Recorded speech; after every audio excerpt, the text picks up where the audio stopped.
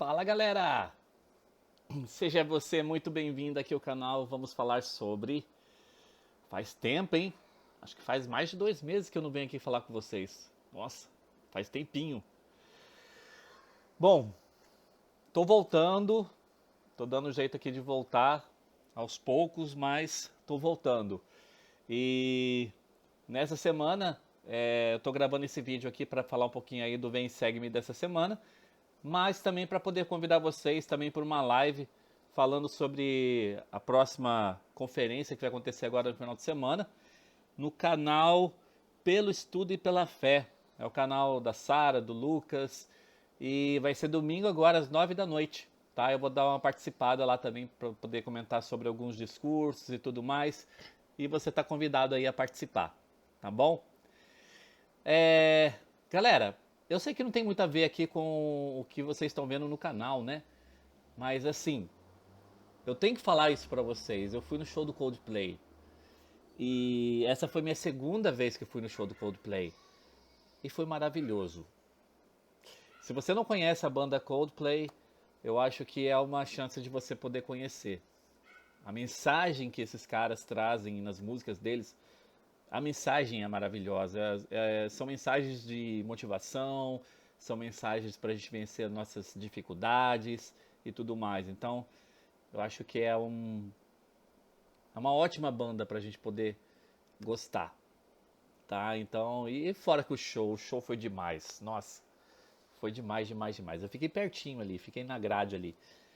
E foi muito bom mesmo. Tinha que compartilhar aqui com vocês também. Ah, bom, eu decidi dar uma modificada na maneira como a gente está trabalhando o Vem e Segue-me aqui no canal. E eu vou trabalhar bastante agora com discursos relacionados ao tema do Vem e Segue-me da semana. Tá? Então, eu já tinha preparado até a da semana passada, mas eu não tive tempo de gravar o da semana passada. Aí preparei o dessa semana. Eu falei, não, tem que gravar, eu vou tentar gravar agora. E tô aqui, gravando, tá? Mas a gente vai trabalhar bastante agora com discursos relacionados ao tema do Vem Segue-me, tá? Então, são discursos que estão até nas aulas relacionados ao Vem Segue-me da semana, mas que às vezes a gente acaba não lendo, às vezes acaba não discutindo, porque não dá tempo de ver e tudo mais. E eu achei bem legal a gente poder focar um pouquinho nesses discursos também, ok? Então a gente vai mudar um pouquinho aqui da forma como eu estava trabalhando o Vem Segue-me no canal, que eu estava trabalhando em forma de escrituras mesmo, de aula mesmo, né? Só que agora a gente vai ter aula, só que em cima desses discursos aí, tá? Então, assim, falando um pouquinho sobre o tema dessa semana, essa semana a gente precisaria estudar aí Mateus 14, Marcos 6 e João de 5 a 6. E o tema dessa aula dessa semana é chamado Não Tenhais Medo. E eu gostei muito desse tema, porque muitas vezes é uma das coisas que a gente tem mais relacionado a muitas coisas, não somente ao Evangelho, mas várias coisas que acontecem em nossa vida. A gente tem medo de tentar fazer alguma coisa diferente, né? Porque na verdade, quando a gente fala de fé, a gente está falando sobre dar um passo no escuro também. E esse passo no escuro, ele às vezes é complicado de se dar, né? E muitas vezes a gente não tem aquela coragem necessária para poder dar esse passo no escuro. E, e uma das coisas que a gente aprende com o Salvador é que ele tá com a gente nesse passo que a gente dá no escuro. E que ele está segurando a nossa mão ali. Tem um discurso para a gente iniciar, do Jeffrey Holland, chamado A Grandiosidade de Deus. Então eu vou ler algumas coisas. É claro, eu não peguei discurso todo, eu peguei partes dos discursos que a gente vai estar comentando aqui e a gente vai fazer um debate sobre esses temas aqui, tá? Ele começa assim: existe uma grandiosa verdade de que em tudo que Jesus veio dizer e fazer, inclusive e especialmente em seu sofrimento e sacrifício expiatório, mostrou-nos quem é e como é Deus, o nosso Pai eterno, e quão completamente dedicado ele é a seus filhos de todas as eras e nações. Então ele começa falando aqui que tudo que Jesus Cristo ele fez foi para mostrar quem é Deus. Foi para nos mostrar quem é o Pai Celestial. Então, por meio de palavras e ações, Jesus estava procurando revelar e dar-nos a conhecer a verdadeira natureza de seu Pai, o nosso Pai Celestial. Por que será que é tão importante, ou seria tão importante, Cristo passar essa visão para a gente? A visão de quem é o Pai Celestial, a visão de como é o Pai Celestial. Pensa um pouquinho nisso. O profeta Joseph Smith tinha ensinado o seguinte: o primeiro princípio do Evangelho é conhecer com certeza o caráter de Deus. Eu quero que todos vocês o conheçam e se familiarizem com Ele, com o Pai Celestial. Precisamos ter uma noção correta de suas perfeições e de seus atributos, uma admiração pela excelência de seu caráter. Portanto, a primeira frase que proferimos na declaração de nossa fé é: cremos em Deus, o Pai eterno. O mesmo fez Jesus sendo muito enfático, até mesmo a reconhecer seu próprio papel no plano divino. O Salvador insistiu nesse preâmbulo fervoroso: e a vida eterna é esta, que te conheçam a ti só, por único Deus verdadeiro. Então, apesar de quem Jesus Cristo ele era, todo o tempo ele reconheceu quem era o Pai Celestial. Então, a grande verdade que nós aprendemos aqui é sobre o que é Deus, quem é Deus, qual é a importância de conhecer essa grandiosidade do Senhor, do Pai Celestial. Por que é tão importante nós aprendermos sobre o Pai Celestial? Por que é tão importante nós aprendermos sobre os perfeitos atributos e a divina natureza do Salvador e também do Pai Celestial? Então esse é um dos primeiros pontos, né, que o presidente Holland mostra aqui durante esse discurso, e ele continua: com o intuito de devolver ao mundo a sua Bíblia e uma visão correta de Deus, temos no livro de Mórmon uma visão uniforme de Deus em toda a sua glória e bondade, toda a sua riqueza e complexidade, incluindo em especial uma aparição pessoal de seu Filho unigênito, Jesus Cristo. Jesus não veio para melhorar a visão que Deus tinha do homem. Olha que interessante isso. Ele não veio para melhorar a visão que Deus tinha do homem, mas sim para melhorar a visão que o homem tinha de Deus, e para suplicar-lhes que amassem seu Pai Celestial, como ele sempre os amou e sempre os amará. Então Jesus Cristo ele veio para mudar essa visão. E não era uma visão que Deus tinha do homem, mas a visão que o homem tinha de Deus. E que ele precisava mudar essa visão, para que ele começasse então a amar mais o Pai Celestial. Assim como o Pai Celestial sempre nos amou também. Os homens então tiveram a oportunidade de conhecer o plano de Deus, o poder de Deus, a santidade de Deus. E sim, e até a ira e o julgamento de Deus. Mas o amor de Deus, a profundidade de sua devoção a seus filhos, eles ainda não conheciam plenamente. Até que Cristo então veio e mostrou isso para eles. Na manifestação do perfeito amor do Pai Celestial pelo Filho perfeito, em seu sofrimento mútuo e na tristeza que compartilhavam pelos pecados e sofrimentos de todos nós, vemos o significado pleno desta declaração. Porque Deus amou o mundo de tal maneira que deu seu Filho unigênito para que todo aquele que crê não pereça. Que nele crê não pereça, mas tenha vida eterna. Porque Deus enviou o seu Filho ao mundo não para que condenasse o mundo, mas para que o mundo fosse salvo por ele. Tem uma pergunta aqui pra gente, eu gostaria que você pensasse um pouquinho sobre essa pergunta, né? De que maneira que o Salvador honrou a seu Pai e como que nós podemos seguir esse exemplo? Então, primeira pergunta, né? Segunda pergunta relacionada a isso: o que nós aprendemos acerca de como o Pai Celestial se sente sobre o seu Filho, sobre Jesus Cristo? E uma terceira pergunta relacionada a tudo isso que a gente discutiu agora sobre o papel do Pai Celestial. O que você se sente motivado a fazer para fortalecer esse seu relacionamento com o Pai Celestial? Precisamos lembrar que Jesus Cristo ele veio aqui para isso. Um dos motivos principais, para que o homem pudesse mudar a sua visão relacionada ao Pai Celestial.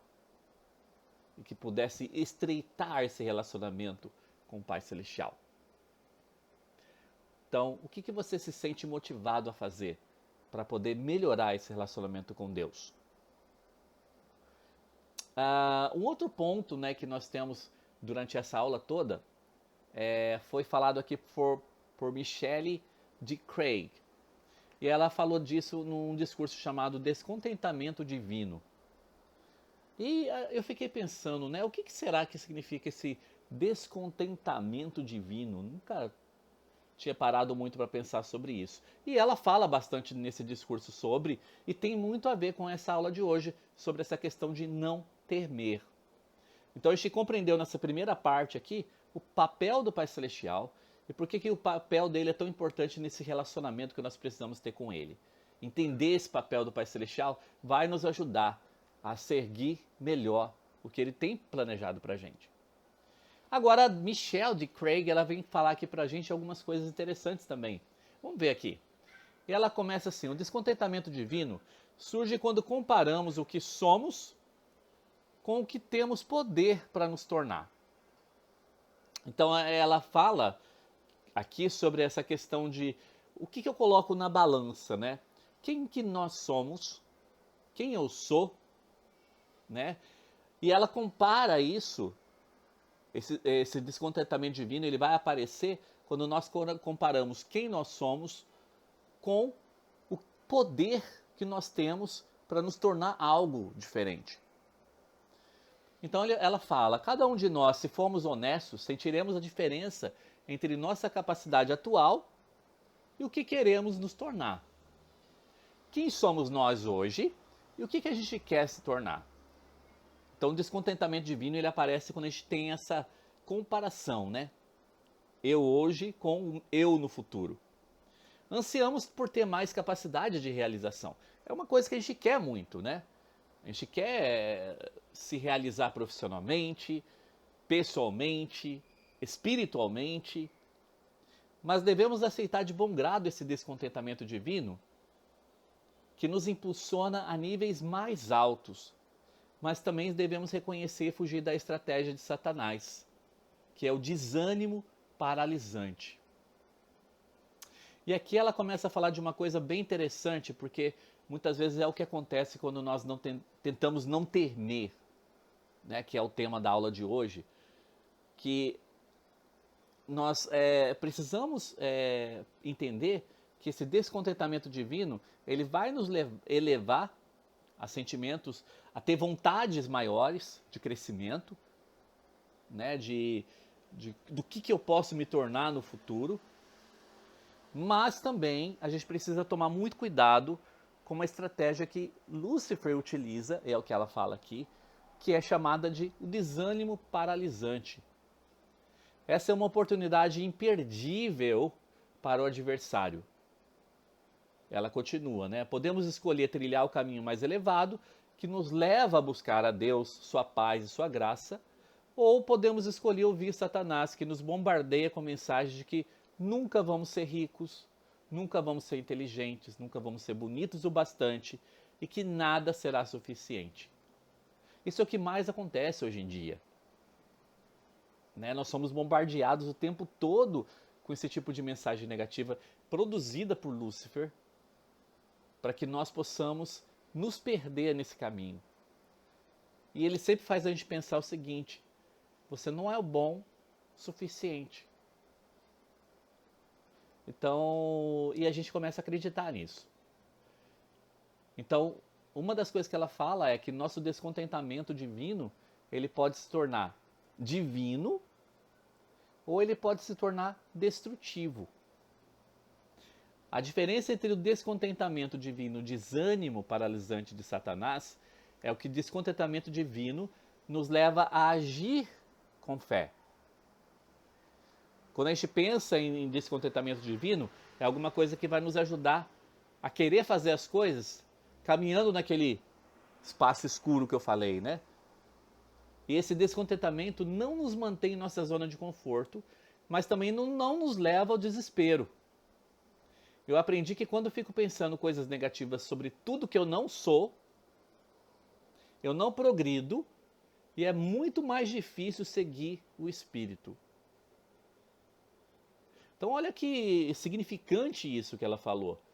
Eu aprendi que quando eu fico pensando em coisas negativas, em tudo que eu não sou, o que eu não tenho, o que eu não sei fazer, etc., ou seja, o que eu não tenho em mim, eu não progrido. E consequentemente é muito mais difícil poder seguir o Espírito. Muitas vezes o momento não é apropriado e raramente sabemos o impacto de nossos pequenos atos de serviço. Mas às vezes vamos perceber que somos instrumentos nas mãos de Deus e vamos nos sentir gratos por saber que o fato de o Espírito agir por nosso intermédio é um indício da aprovação do Senhor. A surpreendente verdade é que nossa fraqueza pode ser uma bênção para a gente quando nos tornamos humildes e quando isso nos leva a Cristo. O descontentamento se torna divino quando nos aproximamos humildemente de Cristo com nosso anseio e não nos afastamos dele por autopiedade. É aquilo que eu falei, né? Se a gente ficar pensando no que eu não tenho o tempo todo, eu vou ter essa autopiedade e a gente vai acabar se afastando do que o Senhor está pedindo para fazermos. Então, quando nós nos achegamos ao Senhor e pedimos a Ele humildemente para que Ele possa nos ajudar, possa nos fortalecer, possa nos ajudar a vencer nossos desafios, as coisas mudam de prisma. Né? Então, isso que é a coisa mais importante em todo esse processo. Na verdade, seus milagres geralmente começam quando reconhecemos um anseio, uma necessidade, um fracasso ou um sentimento de inadequação. Vocês já sentiram que seus dons e talentos eram insignificantes para o que tinham de fazer? Eu já, ela falando, né? Mas podemos dar o que temos a Cristo e Ele vai multiplicar o nosso esforço. O que vocês têm a oferecer é mais do que suficiente, mesmo com suas fraquezas, mesmo com suas debilidades humanas. Se confiar então na graça de Deus. O descontentamento divino pode nos impulsionar a agir com fé e aceitar o convite do Salvador para sermos pessoas melhores e entregar-lhe humildemente a nossa vida. E tudo isso precisamos fazer em nome do Salvador Jesus Cristo. Essa que é a grande mensagem relacionada a essa questão de nós sentirmos essa inadequação, né? Descontentamento divino. Para que nós possamos nos achegar mais ao Senhor, humildemente falando. Né? Então, que possamos lembrar que nesse processo todo, Lúcifer ele quer que nós sejamos paralisados em nossos talentos, em tudo que nós precisamos fazer. E é aí que entra realmente a nossa questão de fé no Senhor. Tem algumas perguntas para a gente pensar aqui. Você já se sentiu incapaz de satisfazer todas as necessidades que você vê à sua volta? Necessidades no seu lar, na sua vida, no seu relacionamento, na sociedade. De que maneira que o Salvador pode magnificar seus esforços, os nossos esforços, a partir do momento que nós servimos a Ele? Tem muito a ver com isso tudo que a gente acabou de falar aqui agora, né? E o que o Senhor está convidando a fazer que é semelhante a caminhar fora do barco?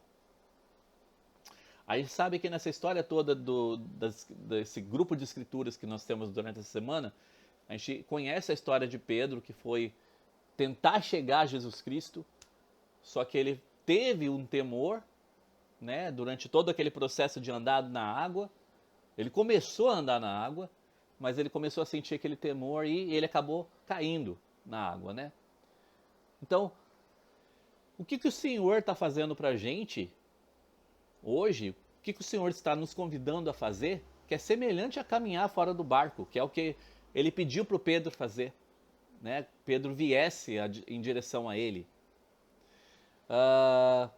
Como é que saber dessa história, saber desse poder de Jesus Cristo, dessa vontade que Ele tem de nos ajudar, como é que isso pode nos ajudar a exercer fé, né, para que possamos vencer esses desafios que nós temos em nossa vida?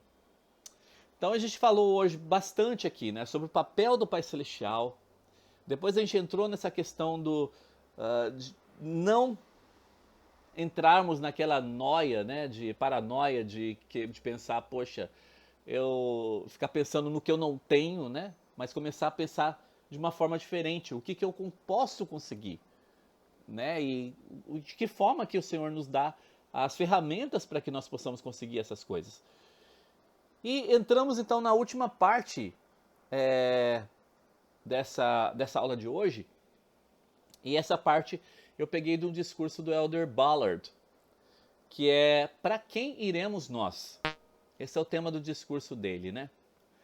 E essa história que ele fala aqui tem a ver com também esse grupo de escrituras que nós vimos durante essa aula dessa semana, mas ele fala o seguinte: uma das histórias mais tristes das escrituras ocorreu quando muitos dos seus discípulos acharam difícil aceitar os seus ensinamentos e sua doutrina e tornaram para trás, ou seja, desistiram e já não andavam com ele, e já não andavam com Cristo mais. Ele começa então a falar sobre o convite que o Salvador fez para alguns discípulos e a forma com que esses discípulos deram para trás e desistiram de andar com Cristo. Quando Jesus Cristo viu que esses discípulos tinham saído, ele voltou-se para os seus 12, né, seus 12 apóstolos, e ele perguntou para eles: quereis vós também retirar-vos? Eu queria que vocês guardassem essa pergunta hoje, porque a gente vai falar um pouquinho dessa pergunta, né? Quereis vós também retirar-vos? É uma pergunta muito séria, e que muitas vezes nós podemos, por surpresa, estamos relacionados a essa pergunta também. Pedro então respondeu: Senhor, para quem iremos nós? Tu tens a palavra da vida eterna. E nós cremos e sabemos que tu és o Cristo, o Filho de Deus vivo. Pedro prestou testemunho aqui que ele tinha sobre Jesus Cristo. Naquele momento em que os outros se concentraram no que não conseguiriam aceitar, os outros discípulos, né? Os apóstolos, entretanto, decidiram se concentrar no que realmente acreditavam e sabiam, no testemunho deles. Portanto, eles participaram e permaneceram com Cristo. Tempos depois, no dia do Pentecostes, os 12 receberam o dom do Espírito Santo. Tornaram-se destemidos em seu testemunho de Cristo e começaram a entender mais plenamente os ensinamentos de Jesus. E aí o presidente Ballard faz um convite aqui pra gente. Se algum de vós está vacilando na fé, se algum de vós está fraco na fé, eu faço-lhes a mesma pergunta que Pedro fez. Para quem ireis vós? Para onde você vai? Já que o seu testemunho está tão fraco. Se vocês decidirem ficar inativos ou sair da igreja restaurada, a igreja de Jesus Cristo dos Santos dos Últimos Dias, para onde irão? Para onde vocês vão?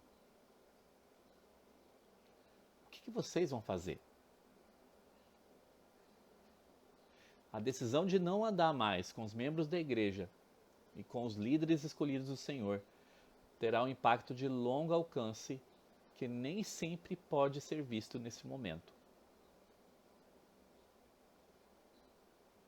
Nem sempre pode ser visto nesse momento. Essa decisão de não continuar como membro da igreja. Pode haver algumas doutrinas ou normas, alguns trechos da história que não estejam de acordo com a sua fé. e vocês sintam que a única forma de resolver esse desconforto interior agora é não andar com santos. Se vocês viverem tanto quanto eu, presidente Ballard falando, vão descobrir que as coisas têm um jeito de se resolver por si mesmas.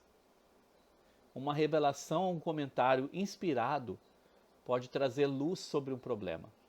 Lembre-se, a restauração não é um evento isolado, mas é algo que continua a acontecer.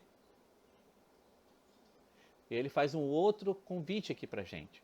Por isso, antes de fazer essa escolha espiritualmente perigosa de sair, de se tornar inativo, eu os incentivo a parar e pensar bem antes de desistirem do que lhes trouxe pela primeira vez o testemunho da Igreja restaurada de Jesus Cristo. Parem e pensem sobre o que sentiram aqui na igreja e por quê.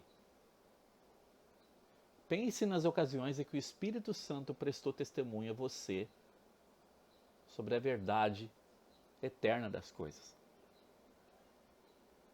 Irmãos e irmãs, aceitar e viver o Evangelho de Cristo pode ser desafiador. Sempre foi e sempre será assim.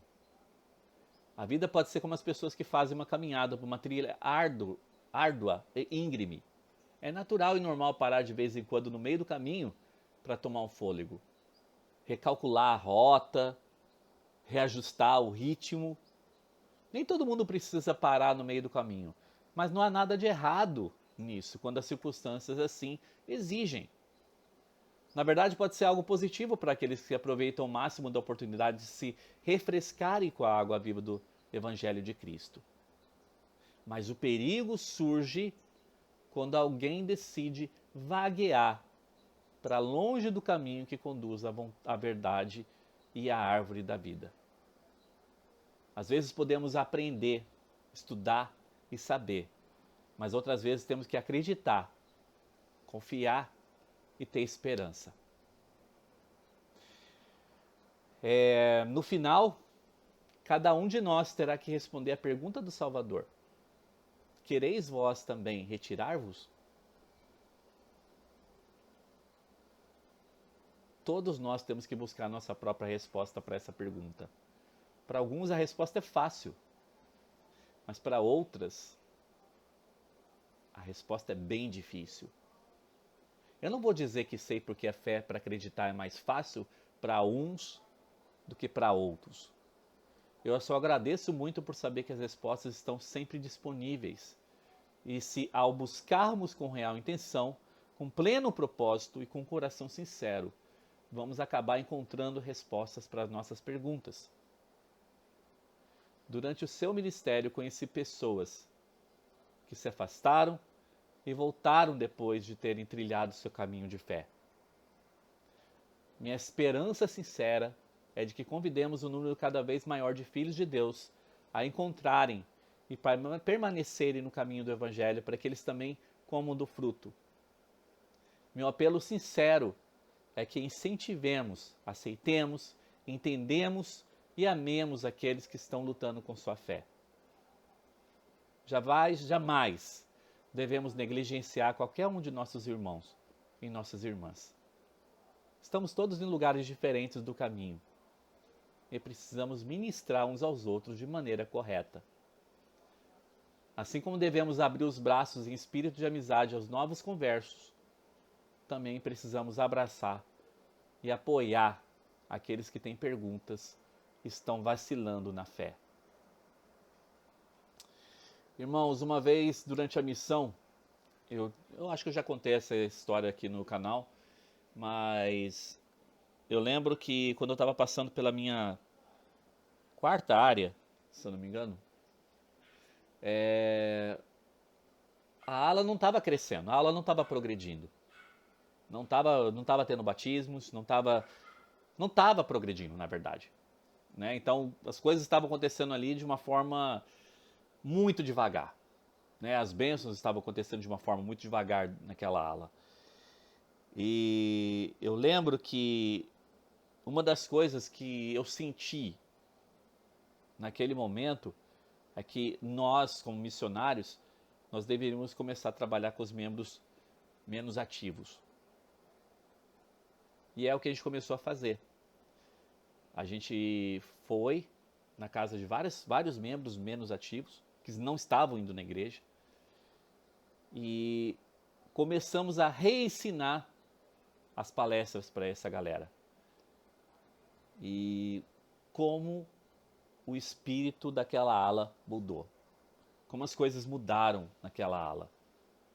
E a gente viu que o progresso espiritual daquela ala começou a aumentar. Os batismos começaram a acontecer. Famílias começaram a voltar para a igreja. Então, muitas vezes, a gente está com foco no trabalho da nossa ala. Às vezes a gente está com foco no local errado. Que não é o local que a gente deveria estar com foco naquele momento. Como estava acontecendo naquela ala. Aquela ala precisava de um trabalho especial com os menos ativos. E através dos menos ativos que estavam retornando, que estavam reacendendo o testemunho deles, nós conseguimos conhecer outras pessoas, conseguimos conhecer mais famílias, podemos ensinar mais famílias e, consequentemente, por causa disso, várias pessoas acabaram sendo batizadas. Existe um poder muito grande quando nós damos valor aos membros, às pessoas. É o que falou nesse discurso, né? Muitas vezes a gente dá muito valor para quem está entrando na igreja, mas a gente esquece de quem já está lá. E muitas vezes em minha vida eu me senti dessa forma, né? Que eu precisava de um apoio, de um suporte espiritual também. Não que eu estava afastado, mas que eu precisava de um apoio. E é muito triste quando você não encontra esse apoio. Então, que possamos ser esse apoio espiritual na vida de outra pessoa. Possamos, como o presidente Ballard falou aqui, ministrar da forma correta e ajudar a trazer essas pessoas de volta, para que elas possam voltar a comer do fruto.